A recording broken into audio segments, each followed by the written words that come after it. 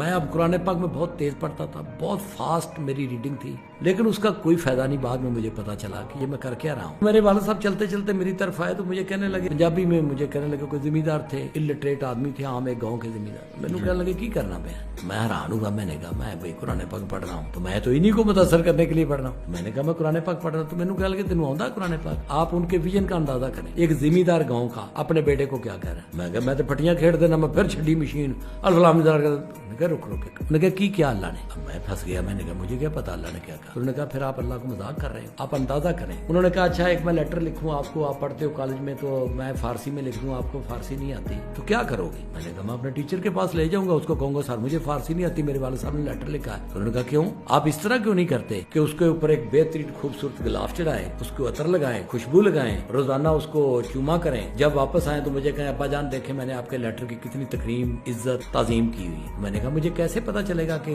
میرے والد صاحب نے مجھے کیا کہا. تو انہوں نے کہا اللہ کو پھر آپ نے میرے سے بھی کمتر سمجھ لیا ہے. انہوں نے پنجابی میں کہا وہ مزہ اسی طرح ہی آئے گا. انہوں نے کہا اللہ تو میرے تو بھی تھلے سمجھیا کہ میرے لیٹر. انہوں نے کہا کدی پوری دنیا دے وچ کوئی بندہ اخبار نہیں پڑھتا اگر انہوں سمجھ نہ آتی ہوئے, کوئی بندہ کتاب نہیں پڑھتا اگر انہوں سمجھ نہ آتی ہوئے. یہ واحد مسلمان قوم ہے کہ کک سمجھ نہیں آتی اور قرآن پاک نو رگڑی لگے جاندے نے رمضان میں. یہ میں نے ان کا